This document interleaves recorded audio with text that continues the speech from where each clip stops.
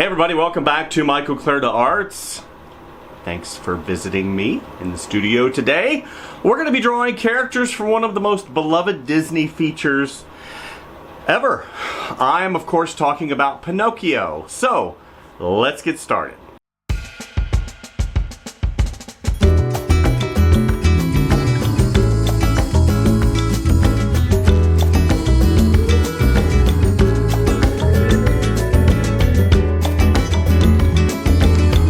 And here are the drawings from last session. Warm up. I did stuff from Robin Hood. Robin Hood, of course, being one of my favorite, I believe this is 1973, is whenever this came out. 52 years ago, yeah, and 53 years ago. So I think this particular movie really kind of exemplifies the fun-loving nature of the direction that Disney originally had intended for his films. Nothing too deep, everything had underlying tones, but these characters really were a lot of fun. So what we're going to do today is go back a little bit further to 1940, and we're going to look at Pinocchio. Pinocchio, gosh, I think, again, is one of those movies that we look at and we think, okay, what an incredible feature, not really understanding how really incredible it is. It teaches, gosh, about friendship, about trust, it teaches about hope, and overall, it's just a fun movie. I think that my take on the movie may be a little bit different because I love the backgrounds. Oh my gosh, the backgrounds are some of the most incredible backgrounds I believe that Disney ever did. They're so beautiful. The nuance, the watercolor, the gouache, just, oh my gosh, absolutely phenomenal. And I love the look, the classic look that this particular movie has overall. So, as I continue here, what I'm doing is I'm putting a roadmap in using simple shapes, and that is something that I always like to do as I try and find my way. I'm working digitally today because currently I am in the process of rearranging the studio. I've been in here since October in the new studio, and I need to do some rearranging, and that's exactly what's going to happen.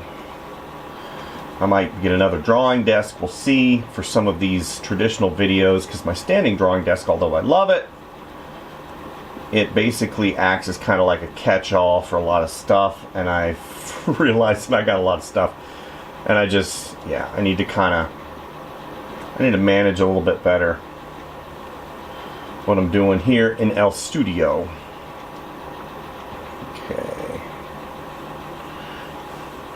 Again, not getting into the details, just going and making things simple as I can. And I typically do what I like to refer to as an anchor point. Typically for me, an anchor point is a head, or a face, or a nose, or something along those lines.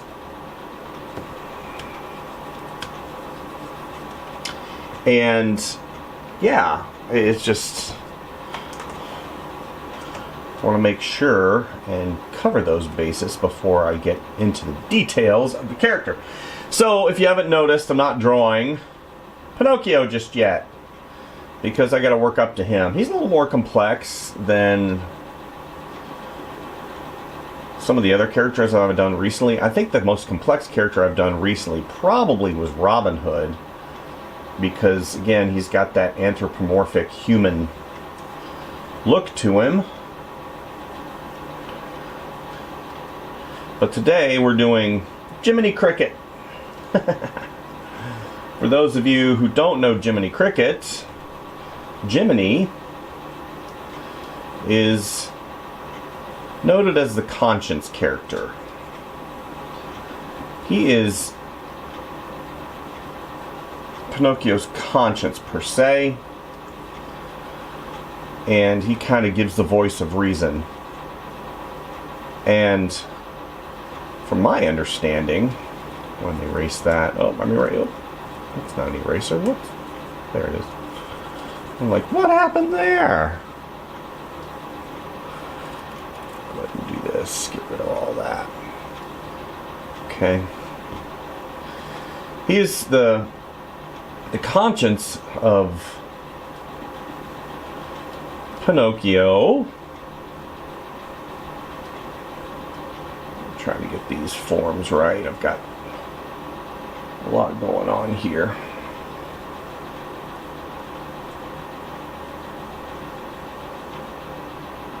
So that's what I'm doing, is mapping it out.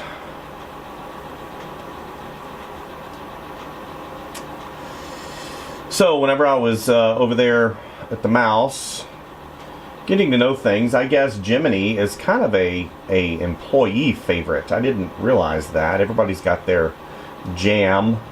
Mickey, of course, is my jam. I like Mickey. I like Jiminy, don't get me wrong, but for me in my house, I like Jiminy. I'm sorry, I like Mickey Mouse. Let's go ahead and get this eye line correct. Actually, his eye line goes like that. Starts right here.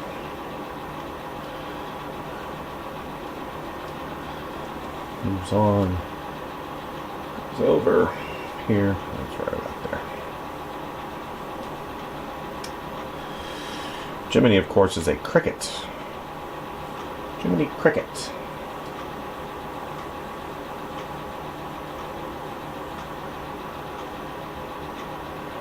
For those of you who are not in the know. Oh, I completely messed that up.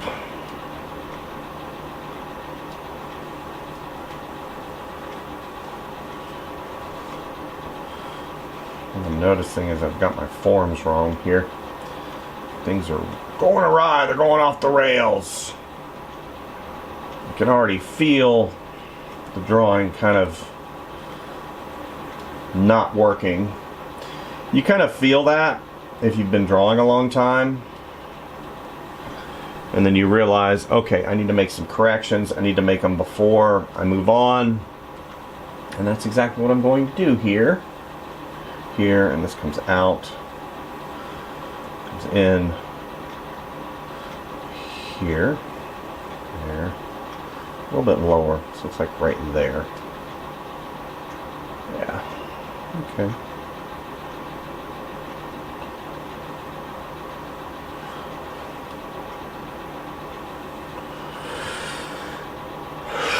This space right here is too wide. So, because I am in the digital realm, oops, I can actually use the lasso tool kind of move that one over a skosh.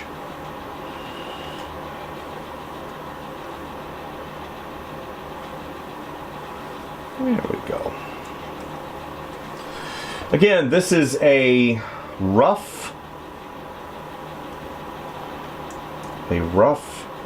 drawing, so there will be corrections as I move forward. As you can see, I'm trying to get these forms correct pertaining to his anatomy, and sometimes, believe it or not, I mess up royally. In a royal sense, the mess up is complete. So let's go ahead. You got this line that comes down, and then his collar comes here, and it kind of swoops around. You figure that other part of the collar comes up and goes right there. So it comes up, goes right there. I did draw a little bit darker, unfortunately. Let's go ahead and shade that in a skosh. Okay, so now we come here. We've got things tied down a little bit better. I need to go ahead and bring this down. This goes right here. This goes down and around. I remember I talked about draw the draw through, so I'm going to have this kind of swoop around. I need to remember that it goes to the back of his head and comes back around right about there.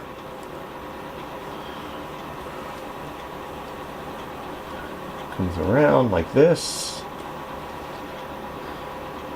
And two, you'll see me do stuff like this. This helps me define that form a little bit better as a 3D object. And I kind of go down, okay, the top of his head, and this portion that'll fit into the hat comes here, and then it goes out a wee bit. It goes up a little bit further, right about to there.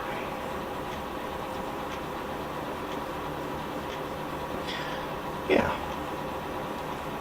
I think I've only seen Jiminy Cricket as a character in the park once, and that was in Animal Kingdom. They reserve some of these characters for special events, and Jiminy, I believe, is one of them. I saw him in the Dinosaur Science Center, kind of the conservation area, and I kind of fanboyed. Oh my gosh, Jiminy Cricket! I've never seen Jiminy Cricket. Yeah. So now I've got to kind of figure out his body structure. He's got kind of a cravat. It comes in the middle here because he's wearing a suit. It's all prim and proper. That comes around. Now I did not watch the Pinocchio by I believe it's Del Toro? Guillermo Del Toro? I did not watch that yet. I probably will, because his stuff is very unique. I want to watch his Frankenstein, I believe.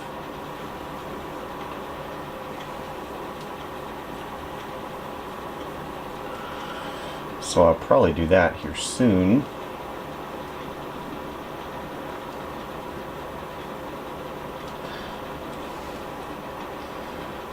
As we work out the nuance of this character, trying to get stuff ironed out. There's the crease of his fingers, and that goes down. Now you see we have this general shape, and then I went ahead and drew his fingers as a general shape. And now we get into his jacket. Again, jacket comes down. I believe his arm is not long enough. So what do I do?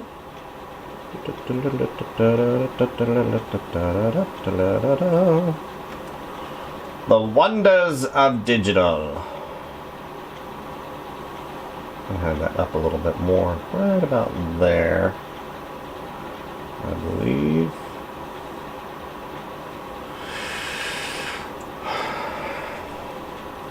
I am, by profession,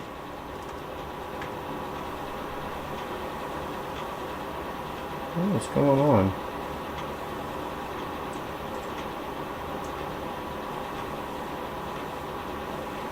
By profession, a digital artist. That's what I do. I draw and design toys and collectibles for the entertainment and retail market. I'm sure if I showed you stuff, you'd be like, oh, you did that? Yeah, I did.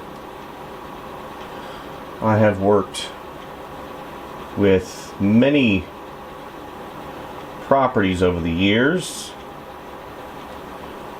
and digital is really and can be a joy when everything works out in terms of the digital devices you're working with. It's very important you find something that works for you at your price point, and I talk about this whenever I review products. Not every product is made the same. And I think we know that intuitively. I mean, if everything was made the same, life would be boring. There's different price points. You can elevate items to artistic status. Even an item that is not typically reserved for quote-unquote art. So what I'm doing now, you see how I kind of draw that line right there through the body because it connects these two arms in the same basic anatomical area. But what I'm referring to is stuff like cars, stuff like computers and cell phones. I saw there was a $10,000 cell phone. I saw somebody reviewing a $10,000 cell phone. It was gold and leather, and I guess if you've got money to spend on stuff like that and you value that, then more power to you. And some people are like, "What? That's a waste of money." Well, it's hard for me as an individual to justify a $10,000 cell phone. But I do recognize the very nature of humanity being that sometimes of excess and importance. It's no different than somebody wearing a $25,000 or $30,000 watch on their wrist. And then you can argue, how many people can that feed? Well, if that person does not value that aspect of humanity to help, or maybe they do and they just don't want to, then they're going to wear a $10,000, $15,000, $20,000 watch. I received a $11,500 watch when I worked for a company for over 10 years. And that was an incredible moment in my life because I valued that particular watch over other watches. And I thought having that particular timepiece would elevate my perspective of my achievement. And trust me, there is nothing wrong with owning expensive things. There is nothing wrong with it at all. My hang up, and the reason why I got rid of it, is because every time I looked, and this is me personally, every time I looked on my wrist, I would see a dollar amount. And that I didn't understand or recognize the significance of what it was. No, that represents 10 years of service at a company that I worked for and helped build. And of course, every single time I looked at my wrist, I kept seeing a dollar value, and I would see the possibility of having family memories, because I'm a very family-oriented person. And I just thought to myself, wow, I could probably do a lot with that. And so I sold the watch. And I did exactly that. I bought season passes to Disney, to Universal Studios, to SeaWorld, to the zoo. We had vacation. We took tons of we made tons of memories together. I paid off some debt. I bought some other things. And at the end of the day, it was a wise decision for me. Do I look at that time in my life as a maturing? Sure. But sometimes I do wish I had kept that watch because it's cool. But on the other hand, it's that thought enters my brain for a brief moment. And then I'm like, nah, I made the right call. So what I'm doing now is going back and kind of defining his body a little bit better, because I feel like his body's just a little bit too thick. There we go. He's got this lapel that comes down right here.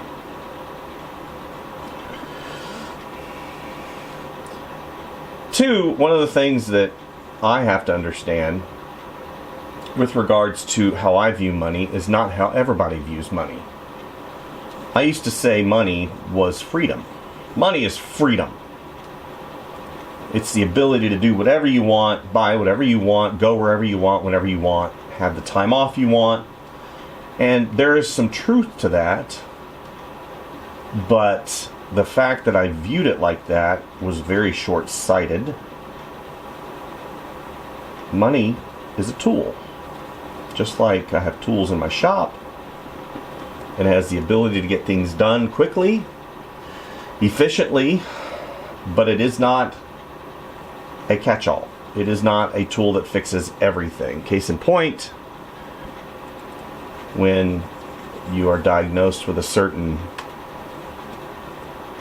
ailment and you throw tons of money at it and nothing seems to work, and then what happens is you eventually move on anyway, which we all will. Case in point, you are terminal, you will pass on. And sometimes money solves it and sometimes money does not. Money is a tool. And I learned that. And it takes time to learn that. Okay.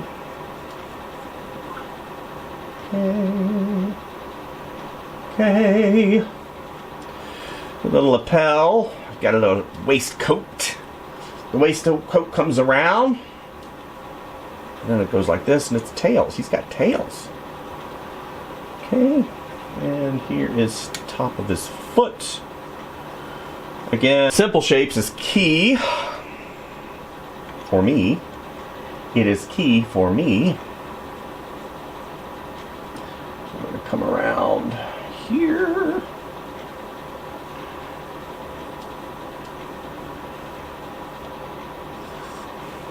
Go too abrupt here.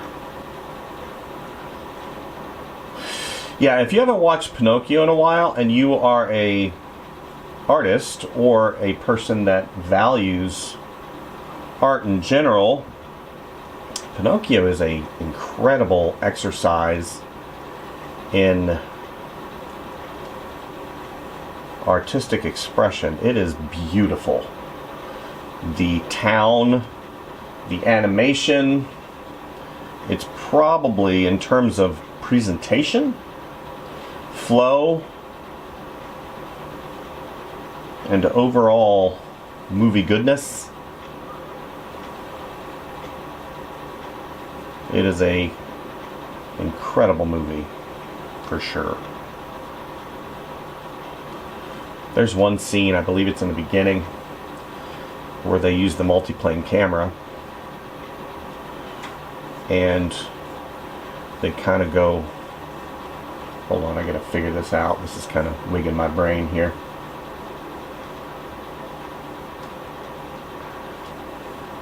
There we go.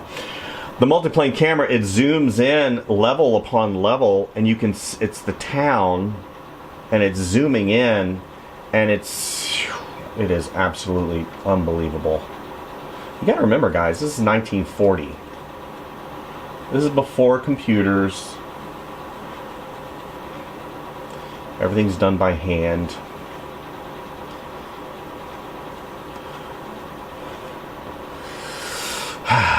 Yeah. Beautiful. Okay, tapers at the bottom. Not too much. It kind of goes like this, like that.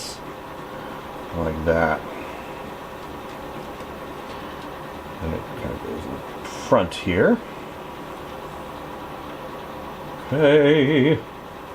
We're going to tie a couple of these things in because I need to. Right here, and this comes around.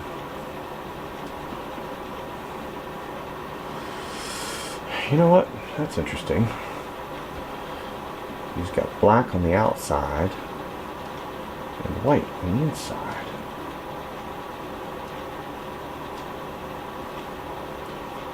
Okay. This, of course, is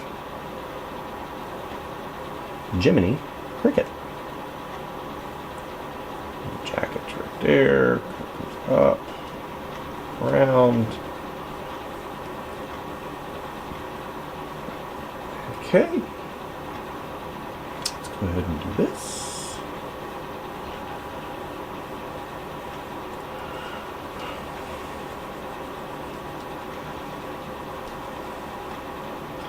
So much fun. It is 17 degrees outside this morning up here in the Appalachian Mountains.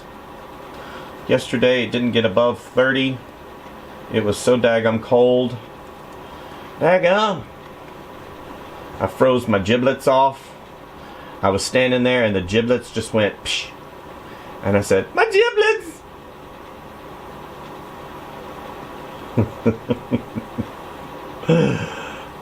I can't.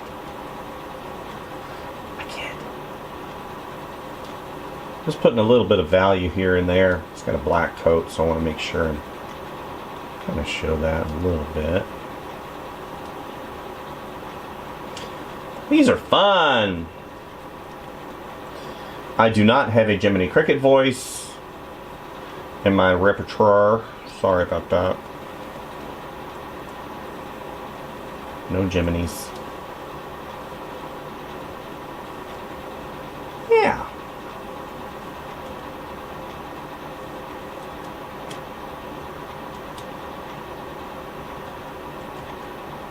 Whoops.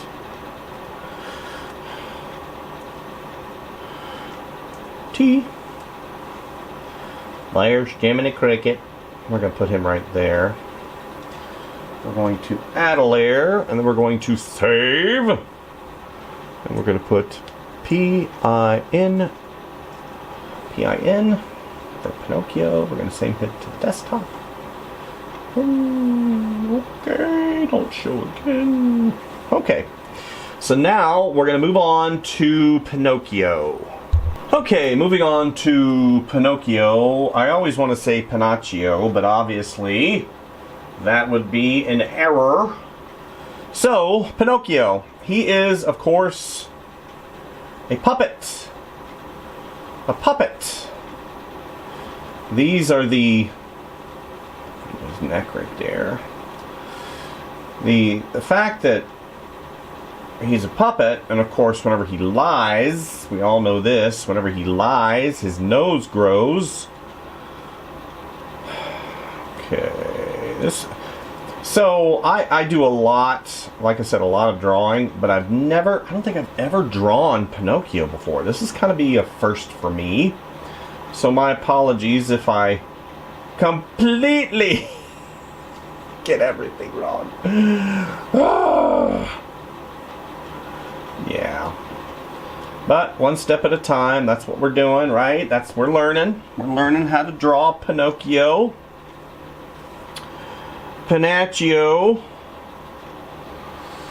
Anchor point. Here we go, anchor point. Let's draw the nose. Kind of goes up a little bit. Taper slightly, but not much. Don't want to make it too big, and I think I did. There we go. Let's go smaller. Okay. Draw that eye line right there. Actually, the eye line goes right there. His cheek kind of comes out just a little bit in the 3/4 view to accommodate his mouth.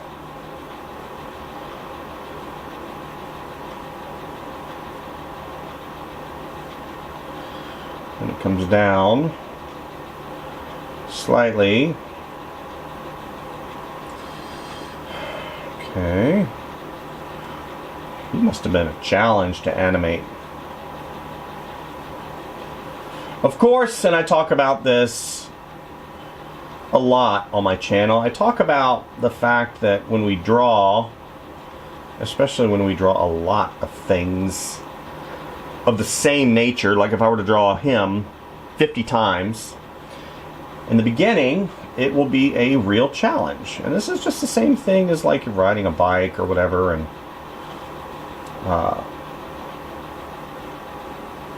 you will work out a way to do Pinocchio in such a way that works for you. Those efficiencies. I talk about the efficiencies.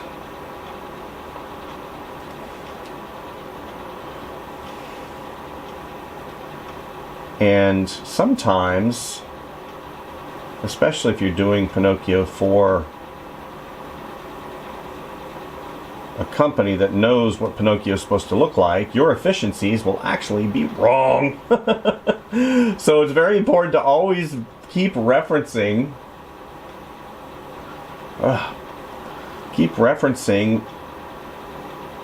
your source material. I was going to say keep referencing your reference. Duh.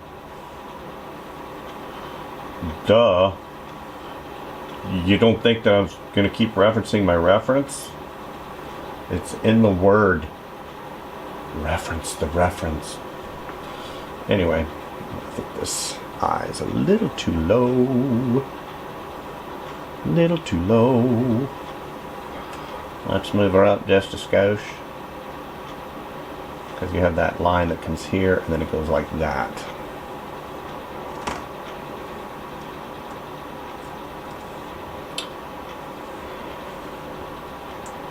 Okay, I think we're close.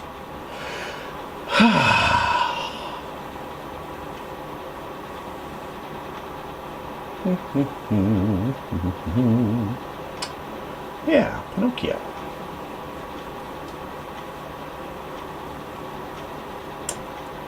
Of course, Pinocchio, as he progresses through his adventure, realizes what's really important, that's his papa and family. And yeah, the the craziness that ensues with regards to his dad getting him, of course dad being Geppetto. His eyes are jacked. They're jacked.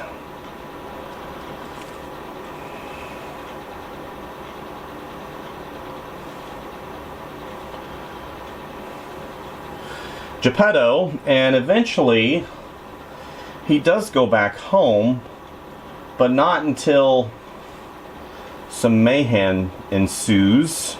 Go ahead and do this. Get a little bit better of his head form. Okay, he's got his hairline that comes here. It comes around. A little dip right there. But, yeah. He learns a lot. It's a learning movie, in my opinion. It shows the value of telling the truth in every situation. Because lying has consequences. I remember back in the day when I was a youngin'. This actually comes out way further than I have it. I had the opportunity to tell the truth and I didn't. And to this day, it still stings. That lie stays with you forever. Some people don't have problem lying. I always did, even though I did a lot of it. Every single time I lied, it stung. It hurt those that I loved. And it's like it got easier to lie every time I did it. But same thing happened with old Pinocchio until he came to a situation that he couldn't overcome. And he had to be saved. And that's typically what happens in the lying process. You get into a situation that you can't get out of. And then, if you had gone back and just told the truth in the beginning, even though it might have been stingy in the beginning, it would have been better than lying. I can say that because now that I'm older and I'm a dad and I deal with lying all the time, not only, and a teacher, I'm a teacher, you got kids lie to you all the time, even young children lie. I'm like, why are you lying?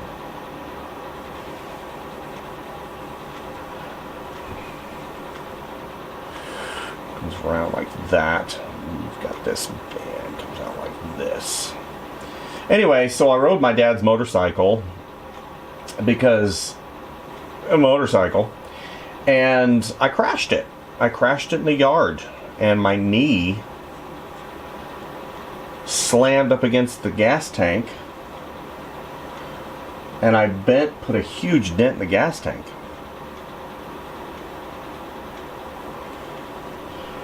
And my dad asked me flat, he goes, "Did you ride the motorcycle?" "No, sir." Lie. My news grew just a little bit. My dad, of course, gave me a second opportunity to redeem myself, but I mean, my dad was, justice was swift.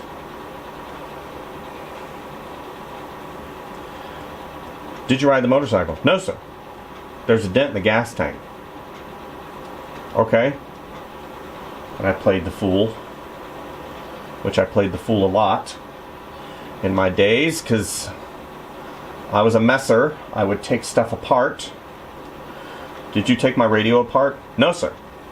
He knew I did. He goes, he gave me a lot of grace. But then whenever he knew that I was lying, "I know you're lying. And you're going to get punished." "But I didn't do it." "You're lying to me." Yes. Oops, that is incorrect. These are incorrect. Actually, that one's okay. This one is incorrect.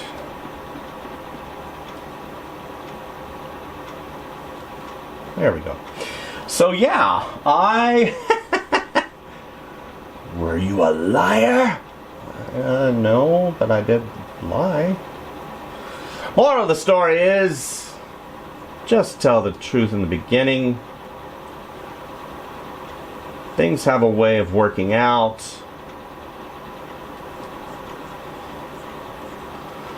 Even if you don't think they will. Tell the truth. What I'm doing now is just trying to map out where his feet are. His feet are bigger than what you think, and they're further away from his body than you think. So I need to go ahead and I need to shrink this down just a little. So now, like I had mentioned before,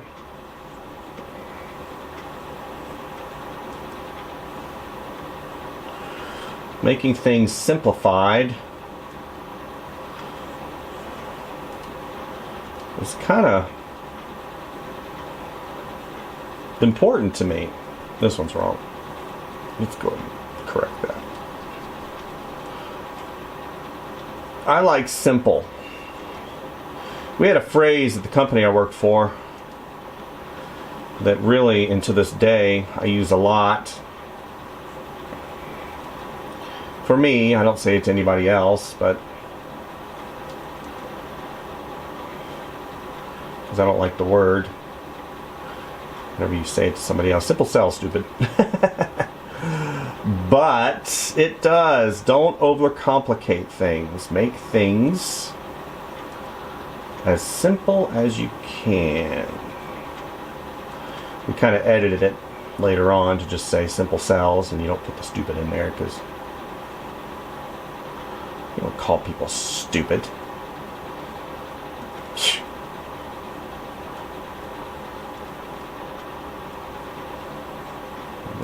Brown plane right there.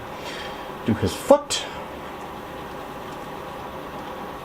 Remember, Pinocchio's again one of those. Whenever you think about his body, he is a rigid wooden toy, a maquette, a puppet.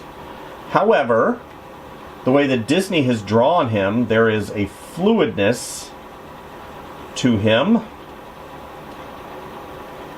that you need to remember, and that fluidness really is his humanity. And even though he is a wooden puppet there is a bit of squash and stretch going on. So when you draw him, like this area right here is not rigid, it flexes.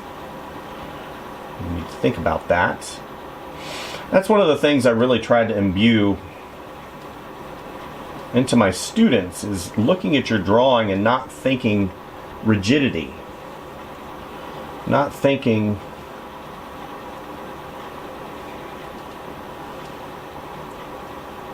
staunchness or hardness. Now there is a time for that, of course, depending on the texture and the material you're using, but whenever it comes to characters, that squash and stretch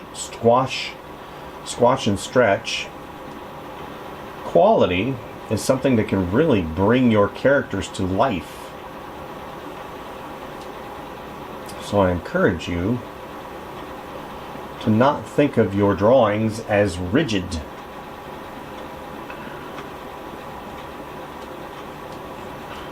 comes around. This hind end goes around like that. And we've got these.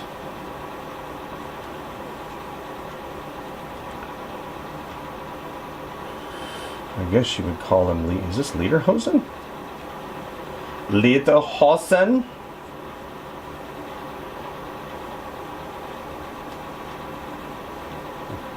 Good example of rigidness right here, but not so much because it kind of curves down. And you've got this other leg that goes like that.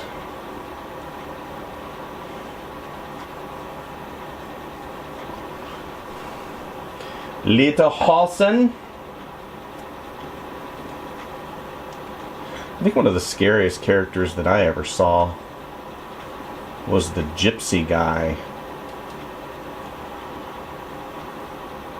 That the puppeteered guy that traveled. Oh my gosh, I forget his name. I don't really want to know his name, to be honest with you.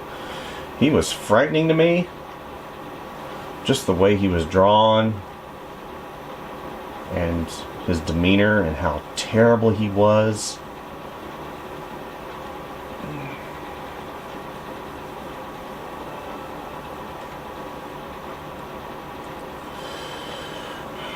What I'm doing is just working out this arm here.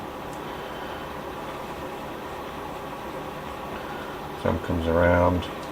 I mean, some Disney features from back in the day, they're downright hard. Like, I mean, this one in particular, it's really... do this. It's, I don't want to say made for adults, because there are... But there's cigar smoking. I mean, obviously it makes him sick. In a time when everybody smoked. Back in the 40s. I think they said... I watched a documentary recently, and they said up to 70% of America's population were smokers. I mean, golly, are you kidding me? Smoking was everywhere. It was the thing that people did. And I'm just like, why? I mean, they gave cigarettes out. Cigarettes and tobacco use was prevalent. Cigars. My dad was a cigar smoker. My mom smoked cigarettes. That's what ended up killing her.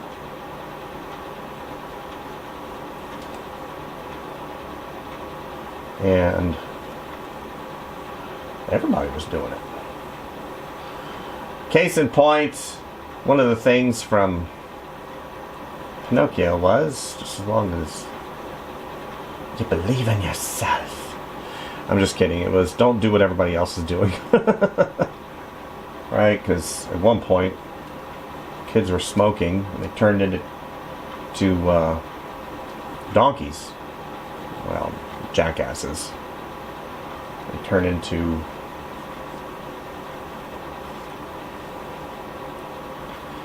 Yeah. Do this. And that is not a bad word, by the way.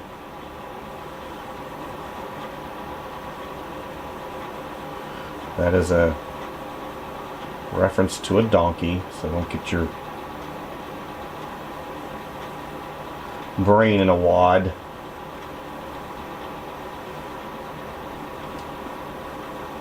And I even think they showed it. I think they showed that in the G-rated film. I think it shows that word. People are so sensitive these days.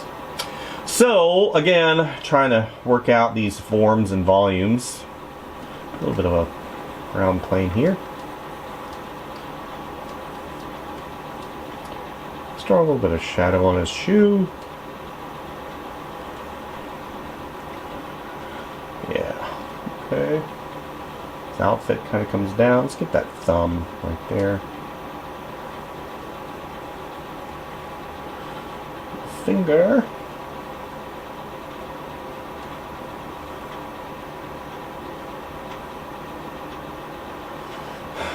Finger comes down. And the finger's right there. That finger comes around. And that finger kind of tucks under the other one. Okay. We've got these 3 pleats. 1, 2, 3. Kind of the Mickey Mouse pleats, I call them.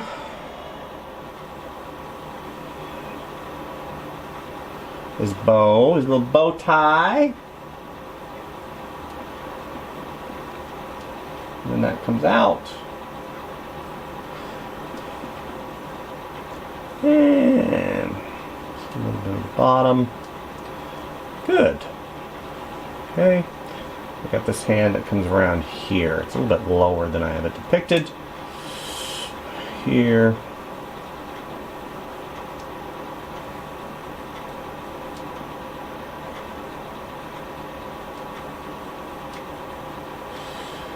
Can't recall if there's ever a Peter Pan ride. Can't remember that. One ride I do remember was Mr. Toad. Mr. Toad's Wild Ride. Always scared the you know what out of me. I had a lot of fear when I was growing up. I don't know why.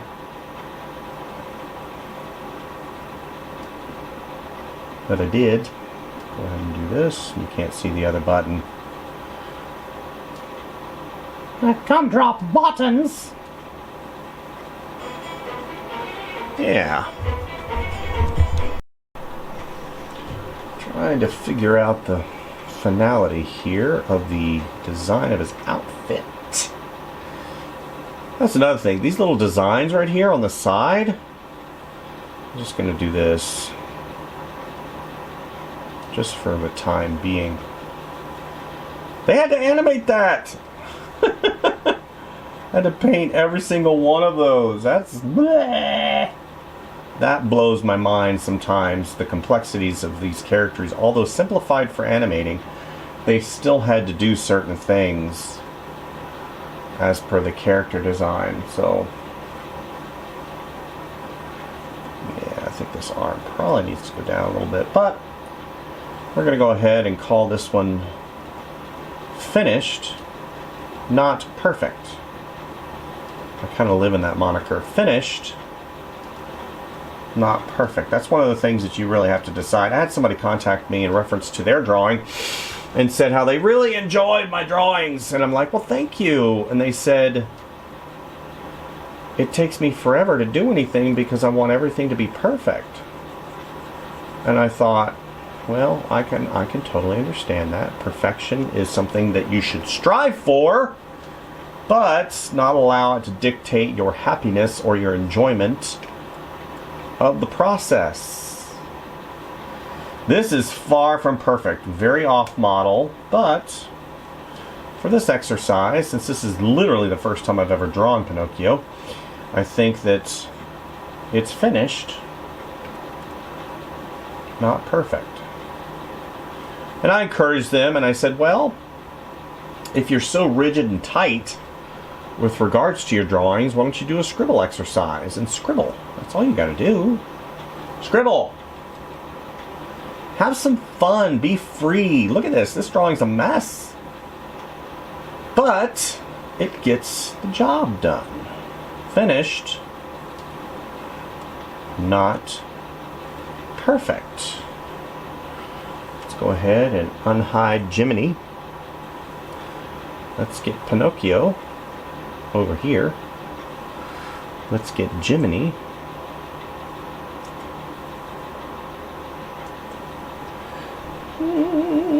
over here. And then we're going to do the third one. La la la. Alright, third one. And finally, the last character in the grouping is a cat.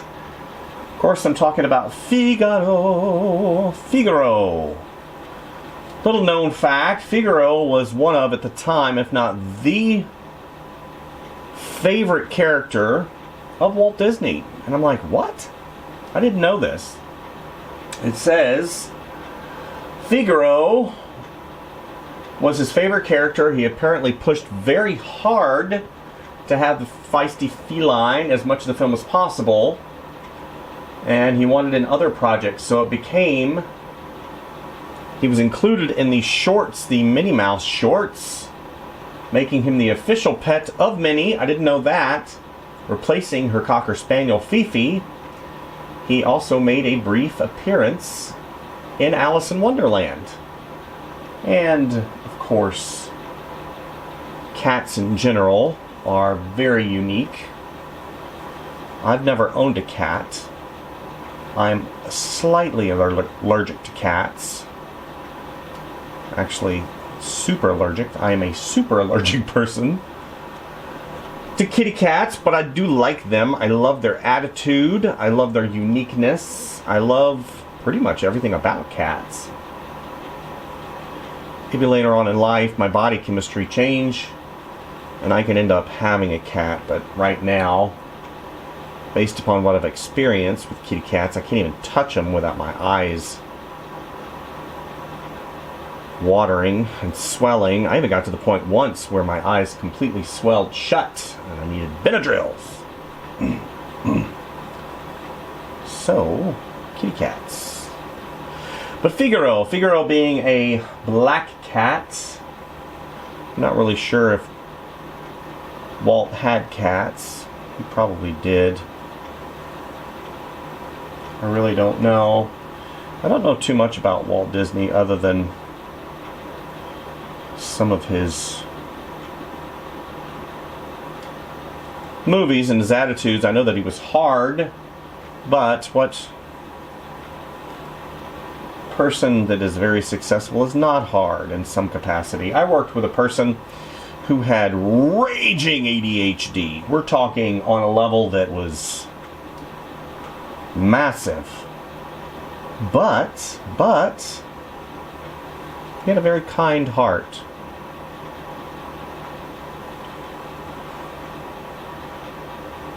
To say the least. And he was a very successful entrepreneur in his own right. He's actually the one that gave me the Rolex. And I will never talk ill will about him. He was a blessing to my family, and I will always honor him as a person in my life that was an inspiration. You don't find too many people like that. If you find people like that, you need to honor them. If there's somebody in your life that really affected you in a positive way, crying out loud, give them some props. Don't blow them up. But definitely honor them in a way that they know.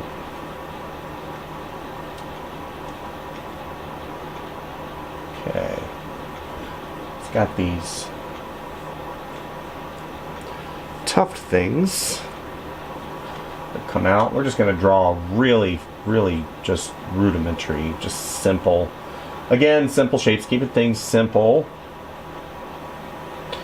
So you need to keep them on kind of the same arc. And this goes up.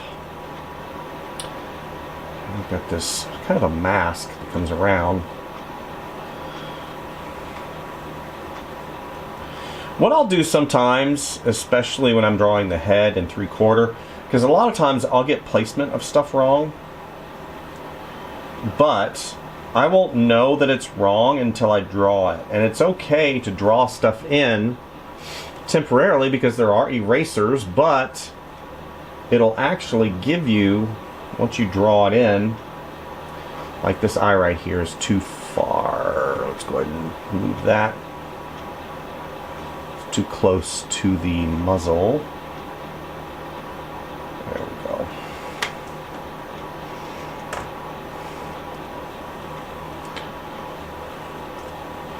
There we go. And what that helps me do is it helps in placement. So like this comes here, and it actually runs right into that, which is kind of the outside curve, and then you got this other curve that comes up and comes around here, and that goes to the outside part of the face, and this continues on, and here's that tuft, comes around,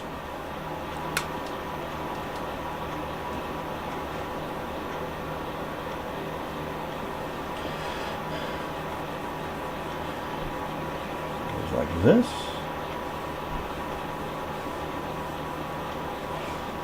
Here. Like that. And this tuft comes up and is the formation of that ear. And then this comes around like this. Here, and that goes like that.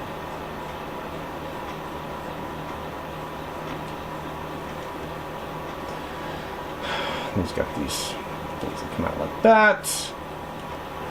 And this comes up.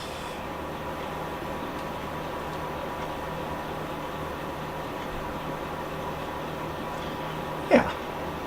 Simple. Sometimes, like I said, sometimes you just need to let your arm and your eyes get your brain out of the way, because your brain sometimes can be your enemy, not your enema. Your enemy. You think you know how to draw a hand, and therefore you don't look at the reference anymore. That would be folly. You think you know what Figaro looks like, so you don't look at the reference. Again, folly.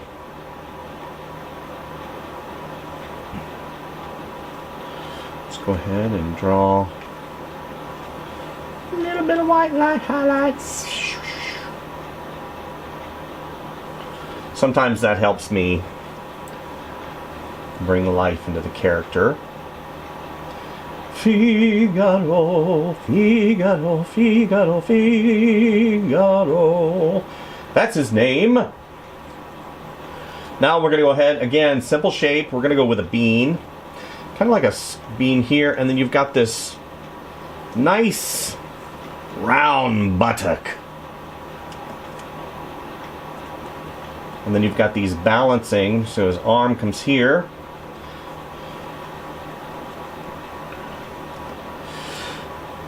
Comes out, comes around, and then this right here. So this line is it comes down and it balances. He's got all his weight. He's got these 2 feet that are kind of come a cat corner like that, and this one comes around. You can't see it, and then this paw right here comes around and balances him. He's got this big tuft right here.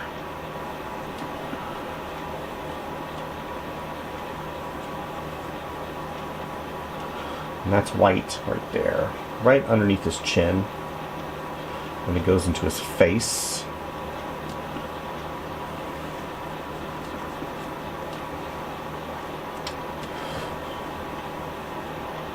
Okay. Paw. Paw. Again, round shape. Connect. Connect, connect. It's not rocket science, people. Don't overcomplicate things. This arm, and it comes around. 1, 2. Okay. That bean comes up, and then remember, he's got this little skin fold that's right here, and that actually goes down to the other arm. So then we've got this other leg, this big muscle. His knee. Okay. And there's his elbow right here. Let's go and move him forward a skosh. This line, I like to look at the whole thing with regards to the tail, because the tail is the balance for the cat. And this kind of arches up like this. And then this line right here comes here, and then it goes up.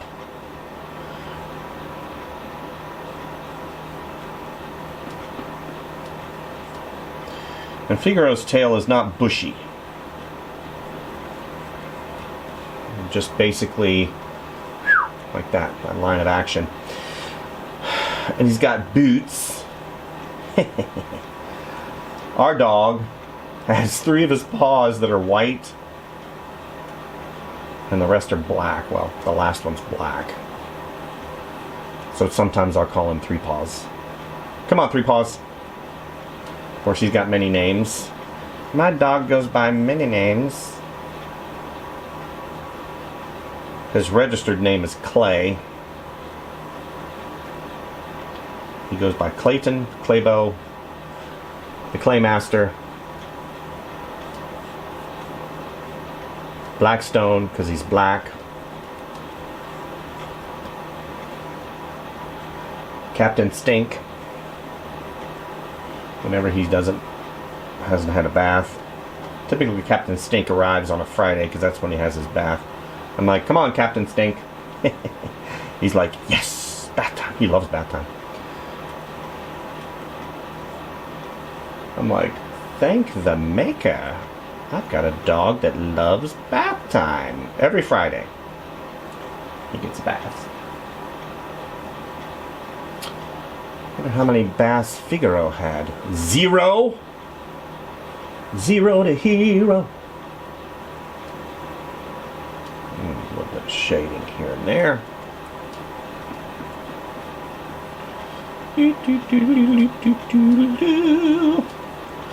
So, characters from Pinocchio was today's focus. Hopefully you guys learned something today. These characters are not hard to draw per se, especially if you draw them over and over again.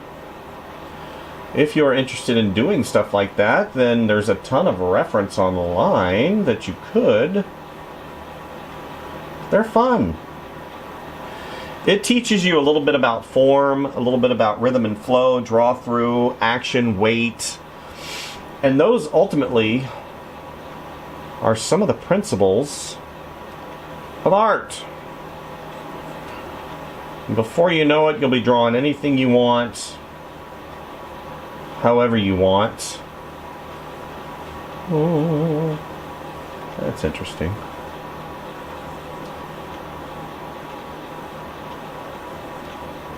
Let's go back. There we go. So we're going to put a little bit of value in here. Because after all, mister, he's a black cat.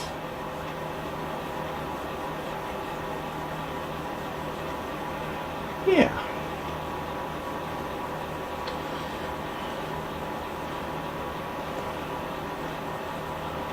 Hopefully you guys enjoyed these drawings recently.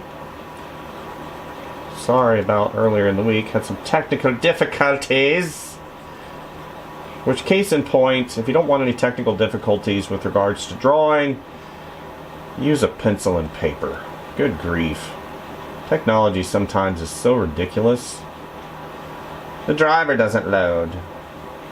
The application updates and now something doesn't work.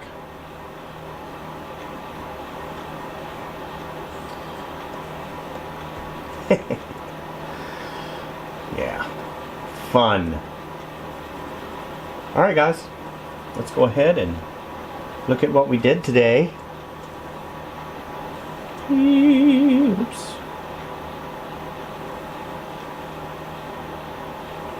Pinocchio. And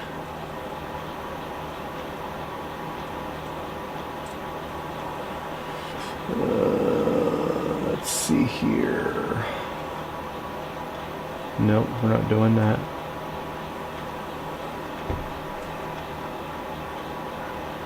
There we go.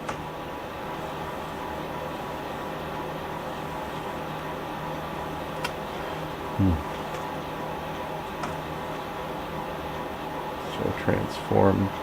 Nope.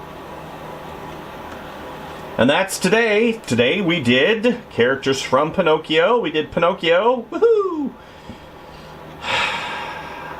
His conscience. Jiminy Cricket. And Figaro. Hopefully you guys enjoyed. Like and subscribe if you like what you see. And as always, go out and draw something, create something, and sew into your creative tool belt and become better. We'll see you guys next time. Bye.